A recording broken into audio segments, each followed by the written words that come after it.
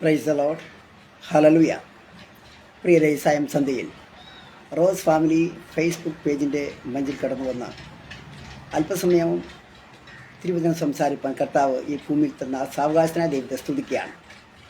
ഈ ഗ്രൂപ്പിൻ്റെ chief admin sister Rosalin Suresh Erode, മറ്റ് അഡ്മിൻസ്, എന്നെ കേൾക്കുന്ന ശ്രോതാക്കൾ, വീണ്ടും വന്നതായ കർത്താവ് യേശുക്രിസ്തുവിൻ്റെ വലിയ നാമത്തിൽ എൻ്റെ സ്നേഹവന്ദനത്തെ അറിയിക്കുന്നു.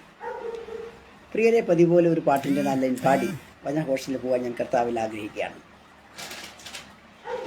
യേശു നാം മിला, യേശു नाम मिला, मेरा जीवन सवर गया, मेरा जीवन सवर गया.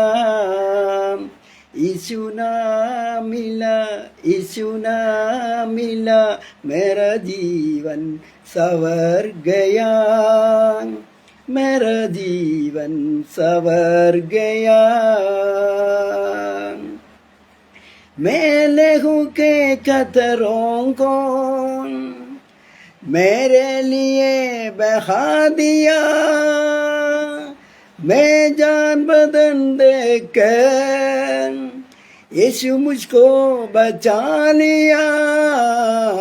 तेरे लहू से, तेरे लहू से, यीशु के लहू से, मसीह के लहू से मेरा जीवन सवर गया, मेरा जीवन सवर गया, मेरा जीवन सवर गया, मेरा जीवन सवर गया. यीशु नाम मिला, यीशु नाम मिला, मेरा जीवन सवर गया, मेरा जीवन सवर गया. तेरा नाम जो लेता है वो जिंदगी पाता है, जो तेरा नाम जो लेता है वो जिंदगी पाता है. तेरे राहों पे चलकर रूह इनाम पाता है. तेरे रेहू से, तेरे रूह से, खुदा के रूह से, तेरे रूह से मेरा जीवन सवर गया, मेरा जीवन सवर गया, मेरा जीवन सवर गया, मेरा जीवन सवर गया. यीशु नाम मिला, यीशु नाम मिला, मेरा जीवन सवर गया, मेरा जीवन सवर गया, मेरा जीवन सवर गया, मेरा जीवन सवर गया. यीशु नाम मिला, यीशु नाम मिला, मेरा जीवन सवर गया, मेरा जीवन सवर गया. Praise the Lord. ഹല്ലേലൂയ. ഒരു മലയാളം പാട്ട് പറഞ്ഞു. പ്രത്യാശയേറിടുന്നേ എൻ പ്രിയനെ നിന്നെ കണ്ടിടുവാൻ, എന്നു വരും നീ, എപ്പോൾ വരും നീ, എൻ പ്രിയനെ നിന്നെ കണ്ടിടുവാൻ, എന്നു വരും നീ, എപ്പോൾ വരും നീ, എൻ പ്രിയനെ നിന്നെ കണ്ടിടുവാൻ. പ്രത്യാശയേറിടുന്നേ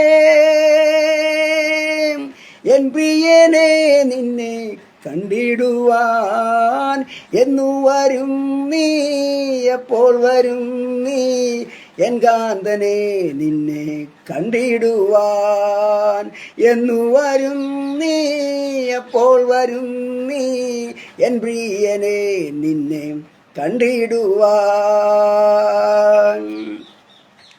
സാധ്യതകളെല്ലാം അസ്തമിച്ചു എന്ന് കരുതിയ നാൾ സാധ്യതകളെല്ലാം അസ്തമിച്ചു എന്നു കരുതിയ നാൾ തകരില്ല എന്നുള്ള വാഗ്ദത്തം ചെയ്തോനേ നിൻവേല തികച്ചു ഞാൻ പൊന്മുഖം മുത്തിയിടും. തകരില്ല എന്നുള്ള വാഗ്ദത്തം ചെയ്തോനേ നിൻവേല തികച്ചു ഞാൻ പൊന്മുഖം മുത്തിയിടും. പ്രത്യാശയേറിയിടുന്നേ എൻ പ്രിയനെ നിന്നെ കണ്ടിടുവാൻ എന്നു വരും നീ, അപ്പോൾ വരും നീ എൻ പ്രിയനെ നിന്നെ കണ്ടിടുവാൻ എന്നു വരും നീ, എപ്പോൾ വരും നീ എൻ നാഥനെ നിന്നെ കണ്ടിടുവാൻ. രോഗവും ദുഃഖവുമെല്ലാം എന്നങ്ങു മാറിയിടും എൻ രക്ഷക. രോഗവും ദുഃഖവുമെല്ലാം എന്നങ്ങു മാറിയിടും എൻ രക്ഷകൻ. നിൻ വരവിനായി ഞാനതു പ്രാപിക്കും, എന്നുള്ളിലാശ ഏറിടുന്നേ. നിൻ വരവിനായി ഞാനതു പ്രാപിക്കും, എന്നുള്ളിലാശ ഏറിടുന്നേ. പ്രത്യാശ ഏറിടുന്നേ എൻ പ്രിയനെ നിന്നെ കണ്ടിടുവാൻ എന്നു വരും നീ, എപ്പോൾ വരും നീ എൻ പ്രിയനെ നിന്നെ കണ്ടിടുവാൻ എന്നു വരും നീ, എപ്പോൾ വരും നീ എൻ നാഥനെ നിന്നെ കണ്ടിടുവാൻ എന്നു വരും നീ, എപ്പോൾ വരും നീ എൻ നാഥനെ നിന്നെ കണ്ടിടുവാൻ. Praise the Lord. പ്രിയരെ, ഈ സായം സന്ധ്യയിൽ ഞാനൊരു വിഷയവുമായി നിങ്ങളുടെ മുമ്പിൽ നിൽക്കുകയാണ്. ഈ വിഷയത്തിന് ആധാരമായി ഞാൻ വാക്യം വായിക്കാൻ ആഗ്രഹിക്കുന്നു. യോഹന്നാന്റെ സുവിശേഷം 1-ാം അധ്യായം 14-ാം വാക്യം നമുക്ക് ഏറ്റവും സുപരിചിതമായൊരു വാക്യമാണ് ഞാൻ വായിക്കുന്നത്. യോഹന്നാൻ 1:14. ആ വാക്യം ഇങ്ങനെയാണ് പറയുന്നത്: വചനം ജഡമായി തീർന്നു, കൃപയും സത്യവും നിറഞ്ഞവനായി നമ്മുടെ ഇടയിൽ പാർത്തു. വചനം ജഡമായി തീർന്നു, കൃപയും സത്യവും നിറഞ്ഞവനായി നമ്മുടെ ഇടയിൽ പാർത്തു. പ്രിയമുള്ളവരെ, അഖിലാണ്ട കടാകത്തിൻ്റെ നിർമ്മാതാവായ ദൈവം ഈ ഭൂമിയിൽ ഒരു മനുഷ്യനായി വെളിപ്പെട്ടു എന്നർത്ഥം. വചനം ജഡമായി തീർന്നു. നമുക്കറിയാം, യോഹന്നാന്റെ സുവിശേഷം തന്നെ 1:1 1-ാം അധ്യായം 1-ാം വാക്യം പറയുന്നത്: ആദിയിൽ വചനമുണ്ടായിരുന്നു, ആ വചനം ദൈവമായിരുന്നു, ആ വചനം ദൈവമായിരുന്നു, വചനം ദൈവത്തോട് കൂടെയായിരുന്നു. ആദിയിൽ വചനമുണ്ടായിരുന്നു, വചനം ദൈവത്തോട് കൂടെയായിരുന്നു, ആ വചനം ദൈവമായിരുന്നു. പ്രിയമുള്ളവർ, ദൈവം ഒരു മാംസം അല്ലെങ്കിൽ ജഡമായി വെളിപ്പെട്ടു എന്നാണ് ആ വചനം നമ്മളെ പഠിപ്പിക്കുന്നത്. നമുക്കറിയാം, ജനിച്ചത് മാത്രമല്ല, നമ്മളിടയിൽ വസിച്ചു എന്നും അവിടെ എഴുതിയിരിക്കുക. എന്തുകൊണ്ടാണ് പ്രിയമുള്ളവർ ദൈവം ഒരു ജഡത്തിൽ ദൈവം എന്തുകൊണ്ട് വെളിപ്പെട്ടു? ഇതിന് പല വ്യാഖ്യാനമുണ്ട്. അത്തരം വ്യാഖ്യാനത്തിലേക്ക്, ആ ചാപ്റ്ററിലേക്ക് ഞാൻ പോകാൻ ആഗ്രഹിക്കുന്നില്ല. ഞാൻ മനസ്സിലാക്കുന്ന സത്യമാണ് ഞാൻ നിങ്ങളെ ബോധ്യപ്പെടുത്തുന്നത്. ദൈവം എന്തുകൊണ്ടാണ് ജഡത്തിൽ വെളിപ്പെട്ടത്? നമുക്കറിയാം, ആകാശവും ഭൂമിയും സൃഷ്ടിച്ച ദൈവം ഒരു മനുഷ്യവേഷത്തിൽ, മനുഷ്യനല്ല, വേഷത്തിൽ മനുഷ്യനായി, ഫിലിപ്പിയർ 2:6 എഴുതിയിരിക്കുന്നത്, വേഷത്തിൽ മനുഷ്യനായി ഈ ഭൂമിയിൽ എന്തിനു വെളിപ്പെട്ടു? എന്താണ് അതിൻ്റെ സാഹചര്യം? എന്താണ് അതിൻ്റെ കാരണം? ഇതേക്കുറിച്ചാണ് നമ്മൾ പരിശോധിക്കുന്നത്, നമ്മൾ ചിന്തിക്കുന്നത്. ഒന്നാമത്തെ പോയിന്റ് ഞാനിങ്ങനെ നിങ്ങളോട് പ്രസ്താവിക്കാൻ ആഗ്രഹിക്കുന്നു. And the word became flesh to reveal the father. പിതാവായ ദൈവത്തെ വെളിപ്പെടുത്തുവാൻ വേണ്ടി അവിടെ വചനം ജഡമായി തീർന്നു എന്നാണ് അവിടെ നമ്മൾ മനസ്സിലാക്കേണ്ടത്. ദൈവത്തെ വെളിപ്പെടുത്തണം. യോഹന്നാന്റെ സുവിശേഷം 17-ാം അധ്യായം 25-26 വാക്യത്തിലേക്ക് നമ്മൾ പോകുമ്പോൾ, യോഹന്നാൻ 17-25-26 വാക്യത്തിലേക്ക് പോകുമ്പോൾ, നീതിയുള്ള പിതാവേ, ലോകം നിന്നെ അറിഞ്ഞിട്ടില്ല, ഞാനോ നിന്നെ അറിഞ്ഞിരിക്കുന്നു. നീ എന്നെ അയച്ചിരിക്കുന്നു എന്നും അറിഞ്ഞിരിക്കുന്നു. നീ എന്നെ സ്നേഹിക്കുന്ന സ്നേഹം അവരിൽ ആകുവാനും ഞാൻ അവരിൽ ആകുവാനും ഞാൻ നിന്റെ നാമം അവർക്ക് വെളിപ്പെടുത്തിയിരിക്കുന്നു. അതിൻ്റെ അർത്ഥം എന്താ? ദൈവത്തെ പരിചയപ്പെടുത്തുക, ദൈവത്തെ ലോകത്തിന് മുമ്പിൽ വെളിപ്പെടുത്തുക. അതിന് ദൈവം ചെയ്ത ഒരു പദ്ധതിയാണ്, ദൈവത്തിൻ്റെ ഒരു പ്രോഗ്രാമാണ് പ്രിയമുള്ളവരെ. അതാണ് വചനം ജഡമായി തീർന്നു എന്ന് എഴുതിയിരിക്കുന്നത്. നമുക്കറിയാം, യേശു തൻ്റെ പിതാവിൻ്റെ സ്നേഹം, അനുകമ്പ, ഇതെല്ലാം യേശു ഇവിടെ ആയിരുന്ന സമയത്ത് ലോകത്ത് വെളിപ്പെടുത്തുകയുണ്ടായി. ഒരു പിതാവ് എന്ന് പറയുന്നത് നമുക്കറിയാം, സ്നേഹമുണ്ട്, കരുതലുണ്ട്, അനുകമ്പയുണ്ട്, ദയയുണ്ട്. പഴയ നിയമത്തിൽ ദൈവം സർവശക്തനും പരിശുദ്ധനും ആണ്. പഴയ നിയമത്തിലെ ദൈവത്തെ നമ്മൾ നോക്കുമ്പോൾ എവിടെ നമുക്കാണ് ദൈവം ശക്തനാണ്, സ്ട്രോങ് ആണ്. ദൈവം പരിശുദ്ധനാണ്. അതിൽ പരം ദൈവത്തെ നമുക്കവിടെ ആ ദൈവത്തിനൊരു പരിഭാഷ, ഒരു ഡെഫിനിഷൻ നമുക്ക് കൊടുക്കാൻ കഴിയില്ല. ദൈവം സർവശക്തനാണ്. എന്നാൽ യേശു വന്നപ്പോൾ ദൈവത്തെ പിതാവായി അവതരിപ്പിച്ചിട്ടില്ല. ഇതാണൊരു പോയിന്റ്. പിന്നെന്തെടുത്തു? മറിച്ച് നമ്മെ ദൈവത്തിൻ്റെ സ്നേഹത്തെയും അതുപോലെ തന്നെ ആ ദൈവത്തിൻ്റെ അനുകമ്പ, ദയയും കർത്താവ് നമ്മളെ പരിചയപ്പെടുത്തുകയാണ് ഉണ്ടായത്. നമുക്കറിയാം, ഒരിക്കൽ ഫിലിപ്പോസും ശിഷ്യന്മാരും ഇരുന്നപ്പോൾ യേശുവിനോട് അവർക്ക് വലിയൊരു ചോദ്യം ചോദിക്കണം. അവർ പലരും ചോദ്യം ചോദിക്കാൻ വേണ്ടി ബുദ്ധിമുട്ടി. പക്ഷേ അവസാനം ശ്വാസം അടക്കി പിടിച്ച് ഫിലിപ്പോസ് യേശുവിനോട് ഒരു ചോദ്യം ചോദിച്ചു. കർത്താവേ, ഗുരു, ഒരു കാര്യം ഞങ്ങൾക്ക് നീ മറുപടി പറയണം. യേശു പറഞ്ഞു, എന്താണ്? എന്നോട് പറയൂ.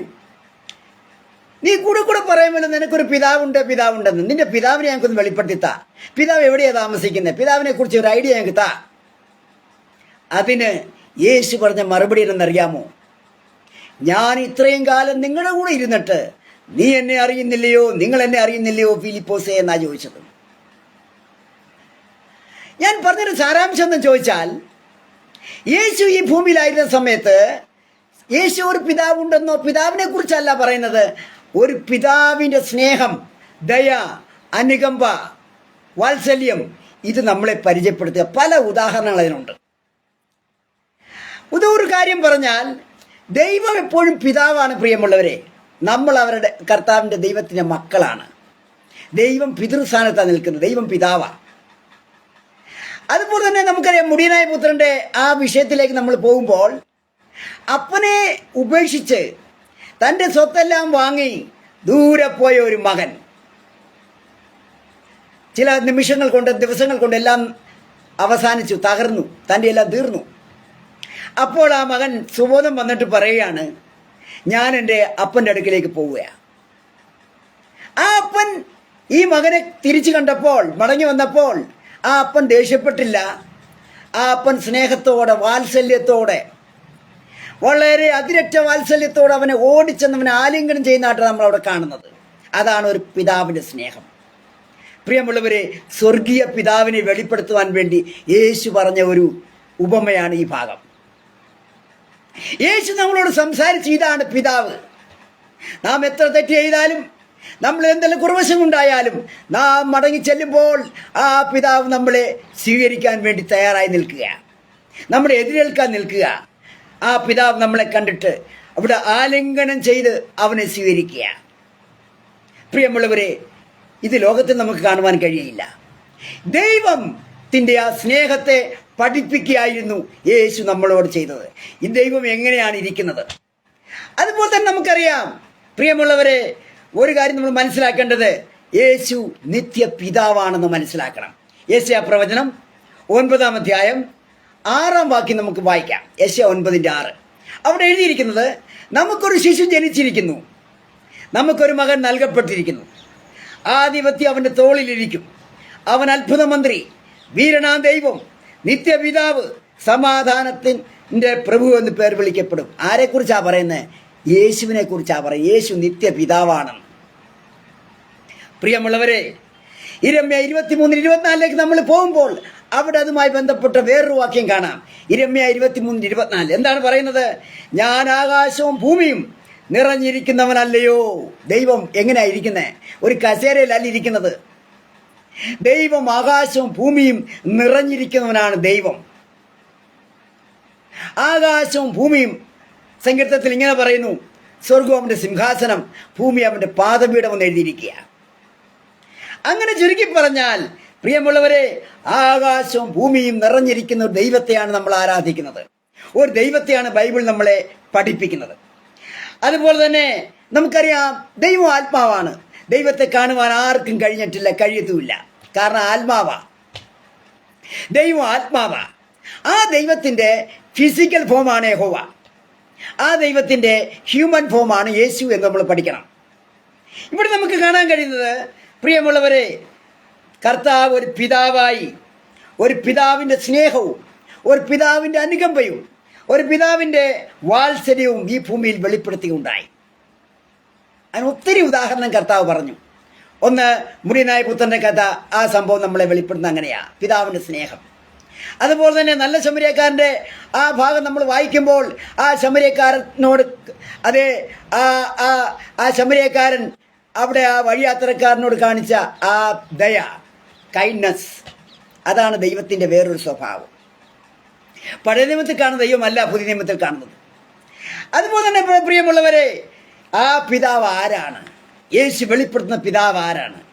യേശു വെളിപ്പെടുത്തുന്ന ദൈവം മറ്റാരുമല്ല, കർത്താവ് തന്നെയാണ്. കർത്താവ് യേശു ക്രിസ്തുവിനെയാണ് ദൈവം വെളിപ്പെടുത്തുന്നത്, കർത്താവ് വെളിപ്പെടുത്തിയത്. പ്രിയമുള്ളവർ, നമുക്കറിയാം, ഏദനിൽ മനുഷ്യൻ എന്ത് ചെയ്തു? ഏദനിൽ ആദാം ഹവ്വയും പാപം ചെയ്തു. അത് നമുക്കറിയാം. ദൈവത്തിൻ്റെ താല്പര്യം എന്തെന്ന് ചോദിച്ചാൽ, എപ്പോഴും മനുഷ്യരുടെ കൂടെ സഹവസിക്കണം, മനുഷ്യരുടെ കൂടെ സംസർഗം ചെയ്യണം. മനുഷ്യൻ ദൂരെ പോകാൻ ദൈവം ഒരിക്കലും ആഗ്രഹിച്ചില്ല. എന്നാൽ മനുഷ്യനോ ദൈവത്തിൻ്റെ കൽപ്പനകളെ തിരസ്കരിച്ചു, കൽപ്പനാ ലംഘനം ചെയ്തു, പാപം ചെയ്തു. ആ സമയത്ത് ആദം ഹവ്വയും തോട്ടത്തിലായിരുന്നപ്പോൾ ദൈവം എപ്പോഴും അവരെ കാണാൻ വന്നിരുന്നു. അവർ എഴുതിയിരിക്കും, ഉൽപ്പത്തി പുസ്തകം എഴുതിയിരിക്കുന്നത് അവൻ്റെ കാലൊച്ച കേട്ടെന്നാണ് എഴുതിയിരിക്കുന്നത്. പ്രിയമുള്ളവരെ, പാപം ചെയ്തതിൻ്റെ ഫലമായിട്ട് ആദം ഹവ്വയും എവിടെ? തോട്ടത്തിന് വെളിയിലായി. 10 തലമുറ പിന്നെ ഉണ്ടാകുക. ആദാം, ശേത്ത്, ഏനോസ്, കേനാൻ, മഹലേൽ, യാരദ്, മധുശലേക്ക്, ഹാനോക്ക്, ലാമെക്ക്, നോഹ. 10 തലമുറ. 10ാം തലമുറ ആയപ്പോഴത്തെ ലോകം മുഴുവൻ വഷളായി. ദൈവത്തിന് എല്ലാവരും അകന്നു. ദൈവത്തെ ആർക്കും വേണ്ട. ദൈവം അവരെന്തെടുത്തു? ജലപ്രളയത്താൽ അവരെ നശിപ്പിക്കാൻ തീരുമാനിച്ചു. അങ്ങനെയാണ് അതേ നോഹ എന്ന് പറഞ്ഞ കുടുംബത്തെ ദൈവം കാണുന്നത്. നോഹയ്ക്ക് 3 പുത്രന്മാർ, അവർക്ക് 3 ഭാര്യമാർ. ഇവരാണ് രക്ഷപ്പെട്ടത്. പ്രിയമുള്ളവരെ, അത് കഴിഞ്ഞ് ദൈവം പിന്നെ അബ്രഹാമിനെ വിളിക്കുകയുണ്ടായി. അബ്രഹാമിനെ കഴിഞ്ഞ് നമുക്കറിയാം മോശയെ വിളിക്കുന്നു. അത് കഴിഞ്ഞ് അതേ ദാവീദിനുമായിട്ട് ദൈവം ബന്ധപ്പെടുന്നു. പല പ്രവാചകരിൽ കൂടെ നമ്മൾ സന്ദേശങ്ങൾ, അരുളപ്പാട് ദൈവം ചെയ്യുന്നുണ്ട്. എന്നാൽ അവസാനം നമ്മൾ പഴയ നിയമം മലാക്കി കഴിഞ്ഞ് യശയാപ്രവചനത്തിലേക്ക് വരുമ്പോൾ അവിടെ ദൈവം ചെയ്യാൻ പോകുന്ന പ്ലാനിനെ കുറിച്ച് പറയുന്നുണ്ട്. അതാണ് പറഞ്ഞത്, കന്യക ഗർഭം ധരിച്ചൊരു മകനെ പ്രസവിക്കുന്ന എഴുതിയിരിക്കുന്നത്. ദൈവം എന്ത് ചെയ്തു? ദൈവം ഒരു വേഷത്തിൽ മനുഷ്യനായി ഈ ഭൂമിയിൽ മനുഷ്യൻ്റെ ഇടയിലേക്ക് കടന്നു വരികയാണ്. അതാണ് യോഹന്നാൻ 1:14 നമ്മളെ വെളിപ്പെടുത്തുന്നത്. ജഡമായി തീർന്നു. പ്രിയമുള്ളവരെ, നമുക്ക് കാണാൻ കഴിയുന്നത്, അതേ, നമ്മളെ വീണ്ടെടുക്കുവാൻ വേണ്ടി, മനുഷ്യരാശിയെ വീണ്ടെടുക്കുവാൻ വേണ്ടി ദൈവം ഒരു മനുഷ്യവേഷത്തിൽ ഈ ഭൂമിയിൽ കടന്നു വരികയാണ്. രണ്ടാമത്തെ point, and the word became flesh to be our example. നമുക്കൊരു മാതൃകയാക്കാൻ വേണ്ടി ദൈവം എന്തെടുത്തു?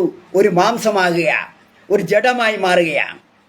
വചനം മാംസമായി, പ്രിയമുള്ളവർ, നമുക്കൊരു മാതൃക തരുന്നത്. യോഹന്നാൻ 13:15 വരുമ്പോൾ അവിടെ കാണാൻ കഴിയുന്നത്, ഞാൻ നിങ്ങൾക്ക് ചെയ്തതുപോലെ നിങ്ങളും ചെയ്യേണ്ടതിന് ഞാൻ നിങ്ങൾക്ക് ദൃഷ്ടാന്തം തന്നിരിക്കുന്നു. ദൈവം ചെയ്യുന്നതെല്ലാം നമുക്ക് പഠിക്കാൻ വേണ്ടി, നമുക്ക് കാണാപ്പാഠം പഠിക്കാൻ വേണ്ടി, ബൈഹാർട്ടാക്കാൻ വേണ്ടി ദൈവം നൽകുന്ന ഓരോ ഉദാഹരണങ്ങളാണ്, ദൃഷ്ടാന്തമാണ്. നമുക്കറിയാം കർത്താവ് നൽകിയ ദൃഷ്ടാന്തം എന്താണ് പ്രിയമുള്ളവരെ? നമുക്ക് ലോകയാത്ര നോക്കാം. വേൾഡ് ഹിസ്റ്ററി പഠിക്കുമ്പോൾ അവിടെ കാണാൻ കഴിയുന്നത് ബുദ്ധിസം BC 563, BC 599 മുതൽ BC 527 വരെ ജീവിച്ച ഒരു മഹത് വ്യക്തിയാണ് മഹാവീരൻ, വർത്തമാന മഹാവീര. അതുപോലെ തന്നെ 1469 മുതൽ 1539 വരെ ജീവിച്ച വ്യക്തിയാണ് ഗുരു നാനാക്ക്. അതുപോലെ തന്നെ AD 570 മുതൽ 632 വരെ ജീവിച്ച വ്യക്തിയാണ് മുഹമ്മദ് നബി, ഇസ്ലാം. അതുപോലെ തന്നെ കൺഫ്യൂഷ്യസ് 551 മുതൽ 479 BCE ജീവിച്ചു. പ്രിയമുള്ളവരെ, ഹിന്ദുയിസം പഠിക്കുമ്പോൾ ദശാവതാരം, ഏതൊക്കെയാ ദശാവതാരം? മത്സ്യം, കൂർമ്മം, വരാഹശ്ച, നരസിംഹശ്ച, വാമന, രാമോ രാമശ്ച കൽക്കി, ജനാർദ്ദൻ കൽക്കി. ലാസ്റ്റ് അവതാരം കൽക്കിയ. പ്രിയമുള്ളവർ, ഈ പറയുന്നവരൊക്കെ എന്താ ചെയ്തെന്നറിയാമോ? അവർ ഈ ഭൂമിയിൽ ജനിച്ചു, അവര് നമ്മളെപ്പോലെ ജീവിച്ചു. ചിലർ കുടുംബം നയിച്ചു കുഞ്ഞുങ്ങളും കൊച്ചുമക്കളൊക്കെ ഉണ്ടായി. ചിലർ ചില അത്ഭുതങ്ങളൊക്കെ, ചില പൊടിക്കൈകളൊക്കെ അവർ കാണിച്ചിട്ടുണ്ട്. ചിലർ പല കഥകളിൽ നായകന്മാരായി. എന്നാൽ അവസാനം നമ്മൾ അവരുടെ ചരിത്രം പഠിക്കുമ്പോൾ കാണാൻ കഴിയുന്നത് അവർ നമ്മെ പോലെ, ഭൂമിയിലെ മനുഷ്യരെ പോലെ അവർ മരണപ്പെട്ടു. എന്നാൽ പ്രിയമുള്ളവരെ, കർത്താവായ യേശുവിന്റെ പ്രത്യേകത എന്താണ്? കർത്താവായ യേശു വെറും 33.5 വർഷം മാത്രമേ ഈ ഭൂമിയിൽ ജീവിച്ചിരുന്നുള്ളൂ. പ്രസംഗിച്ചതുപോലെ ജീവിച്ച മഹത് വ്യക്തി, പ്രസംഗിച്ച വാക്കുകൾ ഒരിക്കലും തിരുത്തി പറയാത്ത വ്യക്തി, ശാസ്ത്രം പഠിക്കാതെ ശാസ്ത്രം പ്രസംഗിച്ചവൻ, ചരിത്രകർത്താവായ പ്രാസംഗികൻ. ഇന്ന് ആര് പ്രസംഗിച്ചാലും, ആരുദാഹരണം പറഞ്ഞാലും യേശുവിനെ ഉദാഹരണമായിട്ട് കൊണ്ടുവരികയാണ്. അതുപോലെ തന്നെ 2000 വർഷങ്ങൾക്ക് മുമ്പ് നടന്ന സംഭവകഥ പ്രിയവരെ ഇന്നും അനേകരുടെ മനുഷ്യ മനസ്സുകളെ രൂപാന്തരപ്പെടുത്തിക്കൊണ്ടിരിക്കുകയാണ്. കർത്താവിൻ്റെ ജനനം, കർത്താവിൻ്റെ ശൈശവം, കർത്താവിൻ്റെ യുവാവസ്ഥ, പരസ്യ ശുശ്രൂഷ, ഒടുവിൽ മരണം, പുനരുത്ഥാനം, എല്ലാം തന്നെ കർത്താവ് നമുക്കൊരു മാതൃകയായി വെച്ചിരിക്കുകയാണ്. പ്രിയമുള്ളവരെ, മറ്റുള്ളവരെ നാം എങ്ങനെ സ്നേഹിക്കണം, അതുപോലെ തന്നെ നമ്മൾ എതിർക്കുന്നവരോട് നമ്മൾ എങ്ങനെ ഇടപെടണം. പ്രിയരെ, ലോകത്തിനും ഈ കർത്താവായ യേശു ഒരു വലിയ മാതൃകയാണ് വെച്ചിട്ട് പോയത്. നാം കർത്താവിനെ അനുഗമിക്കുന്നെങ്കിൽ, ഫോളോ ചെയ്യുന്നെങ്കിൽ, കർത്താവിൻ്റെ ഗുണങ്ങൾ, സ്വഭാവം നമ്മളും ധരിക്കേണ്ടിയിരിക്കുന്നു. നമ്മൾ കർത്താവിനെ പിന്തള്ളി, കർത്താവിനെ നോക്കാതെ നമ്മൾ മുന്നോട്ട് യാത്ര ചെയ്താൽ എന്താണ് ഫലം? നമ്മളെക്കുറിച്ച് നമ്മളൊരു കണ്ണാടിയാണ് ലോകം നമ്മളെ നോക്കുക. ഇവിടെ നോക്കുക, 3ാമത്തെ point. And the word became flesh to break the curse. ശാപം തീർക്കുവാൻ, ശാപമില്ലാതാക്കുവാൻ വചനം ജഡമായി തീർന്നു. ഗലാത്യർ 3:13 നമ്മൾ പോകുമ്പോൾ, മരത്തിന്മേൽ തൂങ്ങുന്നവനെല്ലാം ശപിക്കപ്പെട്ടവൻ എഴുതിയിരിക്കുക. ക്രിസ്തു നമുക്ക് വേണ്ടി ശാപമായി തീർന്നു. ന്യായപ്രമാണത്തിന് ശാപത്തിൽ നിന്ന് അവർ നമ്മെ വിലയ്ക്ക് വാങ്ങി. പ്രിയമുള്ളവരെ, ഇവിടെ കാണുന്ന 2 പോയിന്റ്. ഒന്ന്, പാപത്തിൻ്റെ ശാപം തീർക്കുവാൻ ദൈവം ഒരു മനുഷ്യനായി മാറുകയാണ്. അതുപോലെ ശാപത്തിൽ നിന്ന് വീണ്ടെടുക്കുവാൻ ക്രിസ്തു ശാപമായി മാറി. ദൈവത്തിന് പാപത്തിൽ പുറമെ നിന്ന് മറികടക്കുവാൻ കഴിയില്ല. ദൈവം മനുഷ്യനുള്ള വ്യത്യാസം എന്താ? മനുഷ്യൻ പാപിയ എപ്പോഴും, ദൈവം പാപത്തിൽ നിന്ന് വിട്ടവനാ.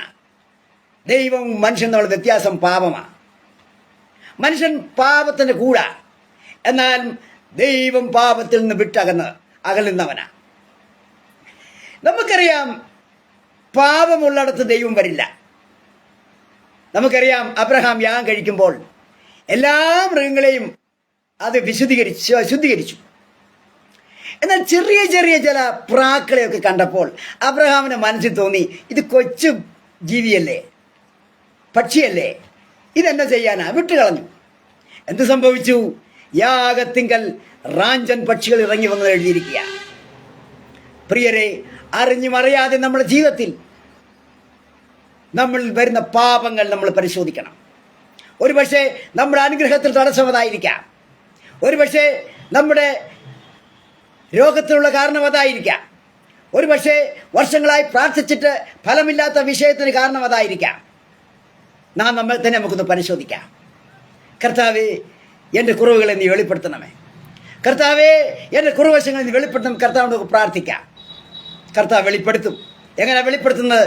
ദൈവദാസന്മാരിൽ കൂടി, വചനത്തിൽ കൂടി, പ്രാർത്ഥനയിൽ കൂടി, ദർശനങ്ങളിൽ കൂടി കർത്താവ് നമ്മളോട് സംസാരിക്കും. പ്രിയമരെ, അതുകൊണ്ട് എന്താ നമ്മൾ ചെയ്യേണ്ടത്? ദൈവം ആ ശാപം തീർക്കുവാൻ വേണ്ടി ദൈവം തിരഞ്ഞെടുത്തൊരു പദ്ധതിയാണ് എന്ത്? ദൈവം ഒരു മനുഷ്യനായി നമ്മെപ്പോലെ ആകുവാൻ ദൈവം തീരുമാനിക്കുക. Praise the Lord. എബ്രായർ 2:14 എഴുതിയിരിക്കുന്നത്, മക്കൾ ജഡരക്തങ്ങളോട് കൂടിയവരാകൊണ്ട് അവനും അവരെ പോലെ ജഡരക്തങ്ങളോട് കൂടിയവനായി വന്നു. ആരാ മക്കൾ? നമ്മൾ മനുഷ്യർ, മാംസമുള്ളവർ. നമ്മൾ ജഡരക്തങ്ങളായതുകൊണ്ട് കർത്താവ് എന്തെടുത്തു? ദൈവം എന്തെടുത്തു?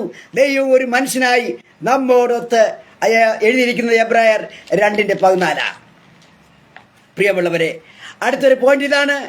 And the lord word became flesh to fulfil the requirements of the law. എന്നതിനർത്ഥം നിയമത്തിന്റെ ആവശ്യതകൾ നിറവേറ്റുന്നതിനായി വചനം ഒരു മാംസമായി, ജഡമായി. മത്തായി 5:17 എഴുതിയിരിക്കുന്നത്, ഞാൻ ന്യായപ്രമാണത്തെയോ പ്രവാചകന്മാരെയോ നീക്കേണ്ടതിന് വന്നുവെന്ന് നിങ്ങൾ നിരൂപിക്കരുത്. നീക്കുവാനല്ല, നിവർത്തിപ്പാനത്രേ ഞാൻ വന്നത്. പ്രിയമുള്ളവരെ, കർത്താവ് വന്നത് ഒന്നും നീക്കാൻ വേണ്ടി വന്നതല്ല, അത് പൂർണ്ണമാക്കാനാ, ഫുൾഫിൽ ചെയ്യാൻ വന്നതാണ്. നിയമത്തിന്റെ സാധ്യതകൾ, ആവശ്യതകളെ നിറവേറ്റണം. നിയമം ആവശ്യപ്പെടുന്ന പിഴകൾ നാം നിറവേറ്റണം, പിഴയും കൊടുക്കണം. നമുക്കറിയാം, ഓരോ പാപത്തിൻ്റെയും പ്രതിഫലം നൽകണം, അല്ലെങ്കിൽ പ്രായശ്ചിത്തം നൽകണം. ഇതാണ് പഴയ നിയമത്തിൻ്റെ പ്രമാണം, ഇതാണ് പഴയ നിയമത്തിൻ്റെ നിയമം. എന്നാൽ യേശു എന്താണ് ചെയ്തത്? നിയമം ആവശ്യപ്പെടുന്ന രീതിയിൽ യേശു സ്വജീവനെ ത്യാഗം ചെയ്തു. പ്രിയമുള്ളവരെ, പ്രായശ്ചിത്തത്തിന് വേണ്ടി. പാപം ചെയ്താരാ? നാം, മനുഷ്യജാതി. ആ മനുഷ്യജാതിയെ വീണ്ടെടുക്കുവാൻ വേണ്ടി കർത്താവ് ദൈവം എന്തെടുത്തു? ദൈവം ഒരു മനുഷ്യനായി, മാംസമായി മാറുകയാണ്. എന്നിട്ട് തൻ്റെ ജീവനെ ദൈവം അവിടെ ത്യജിക്കുക, ജീവത്യാഗം ചെയ്യുകയാണ്. പ്രിയമുള്ളവരെ, ഒരു കാര്യം നമ്മൾ മനസ്സിലാക്കണം. യേശു ജഡത്തിൽ വന്നെങ്കിൽ മാത്രമേ ജീവനെ പിഴയായി കൊടുക്കുവാൻ കഴിയുമെന്ന് നമ്മൾ മനസ്സിലാക്കണം. യേശു ഒരു മനുഷ്യനാകുന്നില്ലെങ്കിൽ ജീവനെ കൊടുക്കുവാൻ കഴിയില്ല. അതുകൊണ്ട് യേശു എന്തെടുത്തു? യേശു ഒരു ജീവനെ പിഴയായി കൊടുക്കാൻ, പ്രായശ്ചിത്തമായി കൊടുക്കുവാൻ ദൈവം ഒരു മനുഷ്യനായി മാറുകയാണ്. അടുത്ത point, and the word became flesh to shed his blood. അവന്റെ രക്തം ചൊരിയുവാൻ വചനം മാംസമായി. പ്രിയമുള്ളവരെ, എബ്രായർ 9:22 വരുമ്പോൾ അവിടെ കാണാൻ കഴിയുന്നത്, ന്യായപ്രമാണപ്രകാരം ഏകദേശം സകലവും രക്തത്താൽ ശുദ്ധീകരിക്കപ്പെടുന്നു. രക്തം ചൊരിഞ്ഞിട്ടല്ലാതെ വിമോചനമില്ല. വിമോചനം വേണമെങ്കിൽ രക്തം ചൊരിയണം. ആത്മാവ് ദൈവം രക്തം ചൊരിയുവാൻ കഴിയയില്ല. ആത്മാവിന് മജ്ജയും മാംസവുമില്ല. അതുകൊണ്ട് ആത്മാവായ ദൈവം എന്തെടുത്തു?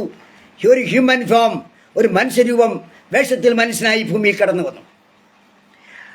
എബ്രായർ 9:12 വാക്യത്തിൽ ഇങ്ങനെ കാണുന്നു, യേശു സ്വന്തം രക്തത്താൽ തന്നെ ഒരിക്കലായിട്ട് വിശുദ്ധ മന്ദിരത്തിൽ പ്രവേശിച്ച് എന്നേക്കുമുള്ളൊരു വീണ്ടെടുപ്പ് സാധിച്ചു. പ്രിയമുള്ളവരെ, യേശു മാംസം അല്ലെങ്കിൽ ഫ്ലഷ് ആകുവാൻ കാരണം രക്തം ചൊരിയാൻ വേണ്ടിയായിരുന്നു.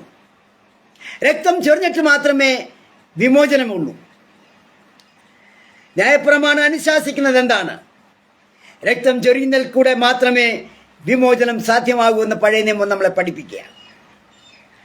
മനുഷ്യമാംസം എടുക്കാതെ യേശുവിന് രക്തം ചെന്തുവാൻ കഴിയില്ല.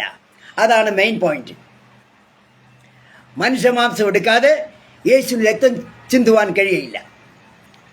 മനുഷ്യമാംസം നമുക്കറിയാം, കർത്താവായ യേശു തൻ്റെ വിലയേറിയ രക്തത്താൽ എന്നേക്കും നമ്മുടെ വീണ്ടെടുപ്പ് സാധ്യമാക്കി. ആ രക്തത്തിന്റെ ശക്തി ഇന്നും അനേകരെ ജീവനുള്ളവരാക്കുക. പ്രിയമുള്ളവരെ, ബലഹീനരെ, ശക്തിയില്ലാത്തവരെ, ശക്തി കുറഞ്ഞവരെ ആ കർത്താവിന്റെ രക്തം ജീവനുള്ളവരാക്കുക. ഇന്നും അനേകരെ ജീവനുള്ളവരാക്കിക്കൊണ്ടിരിക്കുക. പ്രിയമുള്ളവരെ, ആ കർത്താവിന്റെ രക്തത്തിന്റെ ശക്തി, ആ കാൽവരി ക്രൂശിൽ അത് ബൂന്തുകളായി രക്തം ധാരധാരയായി ഒഴുകുന്ന ആ ചിത്രം ഒരു പാട്ടുകാരൻ ഇങ്ങനെ ഇതിനെ വിശേഷിപ്പിക്കുക: കാൽവരിയാമലാമുകളിൽ കാൺമതെന്തഹോ, കാൽവരിയാമലാമുകളിൽ കാൺമതെന്തഹോ, ദേവകുമാരനന്റെ പേർക്കായി തൂങ്ങിടുന്നിതാ, ദേവകുമാരനന്റെ പേർക്കായി തൂങ്ങിടുന്നിതാ, കാൽവരിയാമലാമുകളിൽ കാൺമതെന്തഹോ, ദേവകുമാരനന്റെ പേർക്കായി തൂങ്ങിടുന്നിതാ, തൂങ്ങിടുന്നിതാ. ഇറ്റിറ്റു വീണിടുന്നു നീണം പാപശാന്തിക്കായി, ഇറ്റിറ്റു വീണിടുന്നു നീണം പാപശാന്തിക്കായി, ക്രൂശിത്താൻ രക്തം ആ സകലം ഏഴയ്ക്കായ ഹോം, ക്രൂശിത്താൻ രക്തം ആ സകലം ഏഴയ്ക്കായ ഹോ. പ്രിയമുള്ളവരെ, കാൽവരിയിൽ മനുഷ്യജാതിയുടെ ശാന്തിക്ക് വേണ്ടി, സമാധാനത്തിന് വേണ്ടി, മനുഷ്യജാതിയുടെ വീണ്ടെടുപ്പിന് വേണ്ടി കർത്താവ് ധാരധാരയായി കാൽവരിയിൽ തന്നെ രക്തം ഒഴുക്കുകയാണ്. ഇനിയും സമയമുണ്ട്, സമയം കഴിഞ്ഞിട്ടില്ല. ആരെങ്കിലും പിന്മാറിപ്പോയെങ്കിൽ, ആരെങ്കിലും കർത്താവിനെ അറിയാൻ ആഗ്രഹിക്കുന്നുവെങ്കിൽ ഇത് തന്നെയാണ് സുപ്രസാദ കാലം, ഇത് തന്നെയാണ് യഥാർത്ഥ സമയം. ആ കർത്താവിൻ്റെ മുഖത്തേക്ക് നോക്ക്. ആ കർത്താവ് ആർക്ക് വേണ്ടിയാണ്? നമുക്ക് വേണ്ടിയാണ് അവൻ തൻ്റെ ജീവനെ വെടിഞ്ഞത്. പ്രിയമുള്ളവരെ, രക്തം ചൊരിഞ്ഞു നമ്മളെ വീണ്ടെടുക്കുവാൻ വേണ്ടി, ഓരോ തുള്ളി രക്തവും. മറ്റൊരു പോയിന്റ് പ്രിയമുള്ളവരെ, and the word became flesh to carry our sin and iniquities. നമ്മുടെ പാവവും അകൃത്യങ്ങളും വഹിക്കുവാൻ വചനം മാംസമായി മാറുകയാണ്. എബ്രായർ 1 പത്രോസ് 2:24 എഴുതിയിരിക്കുന്നത്: നാം പാപം സംബന്ധിച്ച് മരിച്ച് നീതിക്ക് ജീവിക്കേണ്ടതിന് അവൻ തൻ്റെ ശരീരത്തിൽ നമ്മുടെ പാപങ്ങളെ ചുമന്നുകൊണ്ട് ക്രൂശിന്മേൽ കയറി. യേശു എന്തിനാ ക്രൂശിൽ പോയത്? നമ്മുടെ പാപങ്ങളെ വഹിച്ചുകൊണ്ടാണ് പോയത്. അവൻ്റെ അടിപ്പിണരുകളാൽ നമുക്ക് സൗഖ്യം വന്നിരിക്കുന്നു. പ്രിയമുള്ളവർ, നമുക്ക് രോഗം വരുമ്പോഴും, നമുക്ക് വേദന വരുമ്പോഴും ലോകത്തിൻ്റെ മുഖത്തല്ല നോക്കേണ്ടത്. ആ കർത്താവ് ഒരിക്കൽ നമുക്ക് വേണ്ടി അടികൊണ്ട 39 പ്രാവശ്യം ചാട്ടവാർ അടികൊണ്ടെന്ന് ചരിത്രം പറയുകയാണ്. പ്രിയമുള്ളവരെ, കർത്താവ് നമുക്ക് വേണ്ടി അടികൊണ്ടത് നമ്മുടെ രോഗത്തിന് സൗഖ്യത്തിന് വേണ്ടിയാ. വിശ്വസിക്ക്, നിന്റെ ഏത് രോഗമായാലും അവൻ സൗഖ്യം തരാൻ അവൻ തയ്യാറാണ്. അവൻ സൗഖ്യം തരാൻ കഴിയും. ലോകത്തിന് മുമ്പിൽ കരഞ്ഞിട്ട് കാര്യമില്ല, മറിച്ച് ദൈവത്തോട് നീ മുട്ടിപ്പായി പ്രാർത്ഥിക്കുക. നിന്റെ വേദന മാറും, നിന്റെ രോഗം മാറും, നിന്റെ പ്രയാസം മാറും. നീ ധരിക്കും നിനക്കാരുമില്ല, നിന്നെ ലോകം കൈവിട്ടുന്നല്ല. നിന്നെ താങ്ങുവാൻ, നിന്നെ സഹായിക്കുവാൻ, നിന്നോട് അനുകമ്പ കാണിക്കുവാൻ, നിന്നോട് ദയ കാണിക്കുവാൻ, നിന്നോട് മനസ്സിലായി കാണിക്കുവാൻ, നിന്നോട് വാത്സല്യം കാണിക്കുവാൻ ഒരു ദൈവം ജീവിച്ചിരിപ്പുണ്ട്. പ്രിയമുള്ളവരെ, അവൻ കാൽവരിയിൽ അവൻ കൊണ്ടാടി അടിപ്പിണരാൽ നമുക്ക് സൗഖ്യം വന്നിരിക്കുക. പഴയ നിയമത്തിൽ നമുക്കറിയാം, ഒരു യാഗപീഠത്തിൽ ബലിയർപ്പിച്ച മൃഗങ്ങളുടെ രക്തമാണ് പ്രായശ്ചിത്തമായി കൊടുക്കുന്നത്. എന്നാൽ ഇത് താൽക്കാലികം മാത്രമായി നമ്മൾ മനസ്സിലാക്കണം. എന്നാൽ ദൈവം മനുഷ്യരൂപമെടുത്ത് വേഷത്തിൽ മനുഷ്യനായി അവൻ ഈ വലിയ ഒരു ത്യാഗം സാധിപ്പിക്കുക. നമ്മുടെ പാപങ്ങൾക്ക് പ്രായശ്ചിത്തം വരുത്തുവാനുള്ള ദൈവത്തിൻ്റെ പദ്ധതിയായിരുന്നു പ്രിയമുള്ളവരെ വചനം ജഡമായി തീർന്നത്. മനുഷ്യനെ രക്ഷിക്കണം, മനുഷ്യനെ വീണ്ടെടുക്കണം. എന്തിന്? ഏദൻ തോട്ടത്തിലെ അതേ അവസ്ഥ ദൈവത്തിന് നമ്മോടൊത്ത് കഴിയണം. നമ്മൾ പാപം ചെയ്തു പോയി, നമ്മൾ കൽപ്പനാ ലംഘനം ചെയ്തു പോയി. നമ്മുടെ നോട്ടത്തിലും ഭാവത്തിലും ചിന്തയിലും നിലവുകളിലും എല്ലാം പാപമാണ്. അതുകൊണ്ട് നമ്മുടെ പാപം നമ്മൾ കഴുകി ശുദ്ധരാകുമ്പോൾ മാത്രമേ കർത്താവിന് നമ്മളോടൊത്ത് വരുവാൻ കഴിയുള്ളൂ. കർത്താവ് എന്തെടുത്ത് കാൽവരി ക്രൂശിൽ നമ്മുടെ പാപങ്ങൾ ചുമന്നുകൊണ്ട് അവൻ തൻ്റെ സ്വജീവനെ വെടിയുക, പ്രായശ്ചിത്തം അവൻ കൊടുക്കുക. പ്രിയമുള്ളവരെ, and the word became flesh to truly because our high priest and advocate. നമ്മുടെ മഹാപുരോഹിതനും അഭിഭാഷകനുമാകാൻ എന്ത് കർത്താവ് വചനം വേർഡ് ബിക്കെയിം ഫ്ലഷ്, വചനം ജഡമായി മാറുകയാണ്.